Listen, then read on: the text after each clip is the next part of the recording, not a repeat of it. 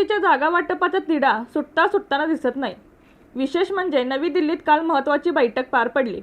मुख्यमंत्री एकनाथ शिंदे, उपमुख्यमंत्री अजित पवार, उपमुख्यमंत्री देवेंद्र फडणवीस यांची केंद्रीय गृहमंत्री अमित शाह यांच्यासोबत बैठक पार पडली।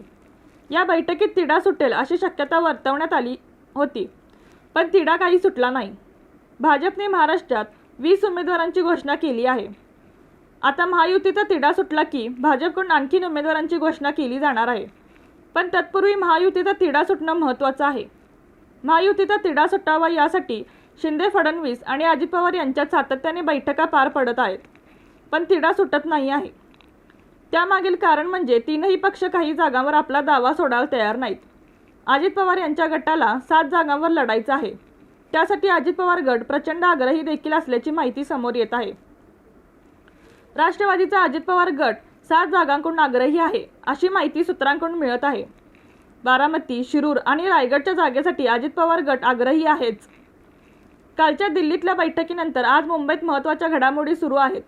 महायुतीच्या नेत्यांची मुंबईत आज पुन्हा बैठक होणार असल्याची माहिती सूत्रांनी दिली आहे। ही बैठक जागा वाटपासाठी अंतिम असल्याचं मानलं जात आहे। या बैठकीत 2-3 जागांच्या अदलाबदलीवर चर्चा होणार आहे। सूत्रांनी दिलेल्या माहितीनुसार आज बैठक होण्याची शक्यता आहे। बैठक लवकर झाली तर आजच पत्रकार परिषद घेऊन युतीचा फॉर्म्युला जाहीर केला जाण्याची शक्यता आहे। बैठकीला उशीर झाला तर घोषणा उद्या जागा वाटप जाहीर होण्याची शक्यता आहे, अशी माहिती सूत्रांनी दिली आहे।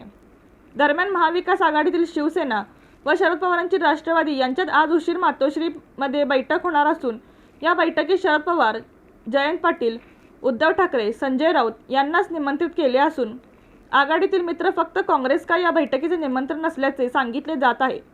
त्यामुळे या बैठकीकडेही अनेकांचे लक्ष लागून राहिले आहे। रणनीती न्यूज चॅनेलला आजच सबस्क्राइब करा आणि रहा अपडेट।